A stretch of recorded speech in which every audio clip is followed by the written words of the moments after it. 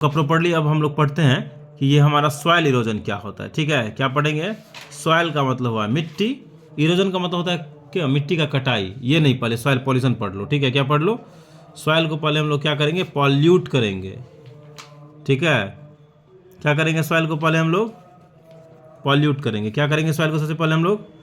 तो पढ़ेंगे बच्ची सॉइल पॉल्यूशंस। क्या पढ़ेंगे? देखो, सॉइल पॉल्यूशंस का सबसे बड़ा रीजन कौन है, आपको पता है? बताओ, अभी तुरंत बताएं। हम हैं। कौन है? सॉइल को पॉल्यूट करने में सबसे अहम योगदान कौन निभाता है? ह्यूमन। ठीक है, हम ही लोग, मतलब हम लोग जो ह्यूमन एक्टिविटी जो होता है, ये सबसे अहम रोल निभाता है सॉइल को पॉल्यूट करने में। ठीक है, अब तुम बोलो सर कैसे, तो आपको हम वन बाय वन बताते हैं।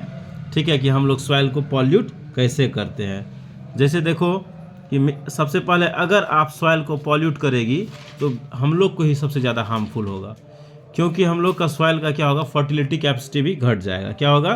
फर्टिलिटी कैपेसिटी क्या होगा आपका? घट जाएगा। जैसे देखो, हम लोग हार्मफुल कुछ केमिकल, हार्मफुल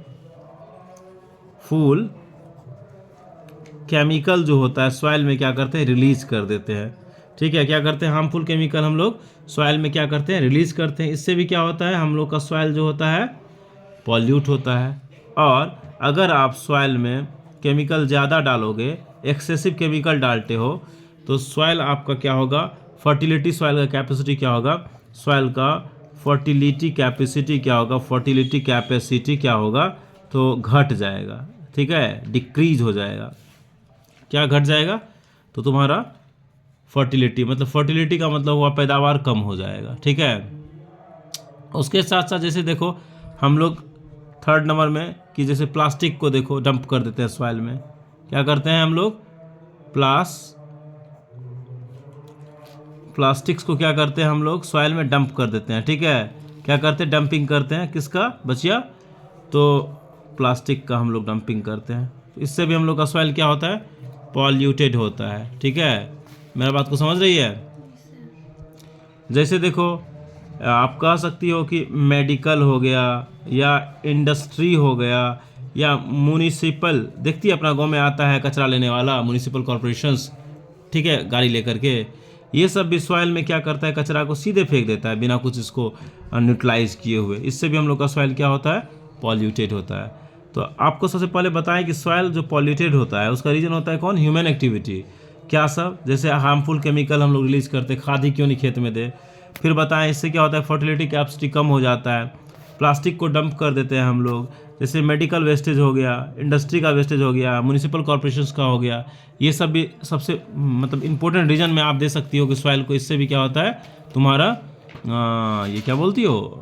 पॉल्यूटेड होता है। ठीक है, अब पाँचवा नंबर में जैसे देखो आपका थर्मल पावर स्टेशन होता है ना, क्या होता है आपका? थर्मल पावर प्लांट से क्या होता है? तो फ्लाई करता है बचिया एस समझती है क्या होता है? कोई भी चीज़ जलता है जिसका राख जो होता है उसको क्या कहते हैं? एस कहते हैं। और वो हम लोग का लैंड में क्या होता है? ज़मीन में क्या होता है? सॉइल में क्या होता है? इंटर करता है। और वो भी हम लोग का सॉइल को क्या करता है बचिया? बताओ, पॉल्यूटेड करता है। तो ये हो गया सॉइल पॉल्यूशन। ठीक है, इसका हम लोग को हमेशा क्या करना चाहिए? इम्प्रूव कर, सॉइल को हम लोग को पॉल्यूट नहीं करना चाहिए। इसलिए नहीं करना चाहिए कि सॉइल से ही हम लोग को क्या होता है? हम लोगों का फूड मिलता है, खाना मिलता है। अगर सॉइल पॉल्यूटेड हो गया ना तो एग्रीकल्चर कम हो जाएगा। एग्रीकल्चर कम हो जाएगा ना तो हम लोग को खाना मतलब कहाँ से मिलेगा? ठीक है, इसलिए हम लोग को सॉइल को क्या नहीं करना चाहिए? पॉल्यूट नहीं करना चाहिए। ओके।